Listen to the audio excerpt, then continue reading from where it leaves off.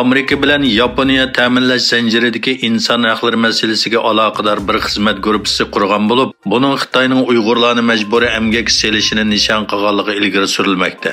Egilishicha, Amerika Savdo vakili ishxonasi 6 noyabr Amerika Savdo vakili Kesrin Tai bilan Yaponiya iqtisod, savdo va sanoat vaziri Yasutoshi Nishimaru bilan bir hamkorlik hujjati imzolab, ta'minlash zanjirida kishilik huquq va xalqaro emgak o'lchimini ilgari suradigan xizmat guruhi qurganligini e'lon qilgan. Amerika Savdo vakili ishxonasining aloqador bayonotida mazkur xizmat guruhining Amerika bilan Yaponiyaning savdo sheriklik munosabatiga asosan qurilganligini bildirgan bo'lib, emgakchilar huquqini qo'g'dash, ta'minlash zanjiridagi majburiy emgakni cheklash jihatda ikki davlat uchun o'rtaq sufit ta'minlaydi ekan. Sharq Turkiston O'limalar birligining 9-qitimliq shura yig'ini 7 yanvar Istanbulda boshlandi.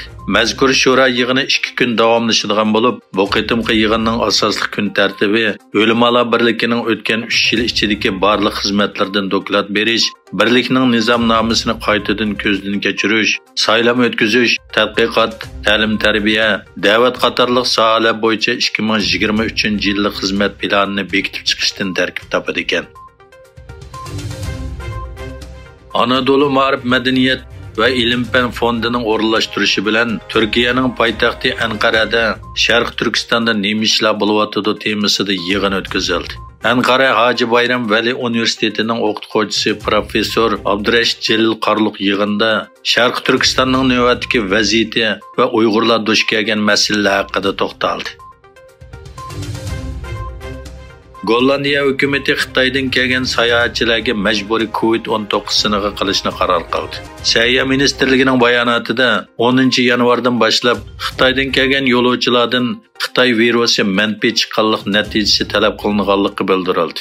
Shuning bilan birga, bugundan boshlab Xitoydan kelgan va Xitoyga uchadigan aeroplanlarda maska taqishning jiddiy tavsiya qilinganligi ta'kidlandi.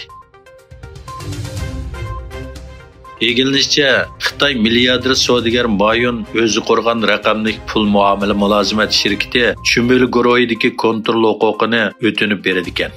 Mayun 2020-yil oktyabrda Xitoy bozorini nazorat qilish boshqarish tarmoqlari va ommaviy banklarni tanqidlagandan keyin sirli qoldi g'oyib bo'lgan edi. Egilishicha, 2022-yil Xitoyda fuqarolar aviatsiya transporti Xitoy virusi yuqumi portlagandan buyon Xitoy virusi yuqumi portlashdan ilgirkiga selishtirganda 57% azaygan.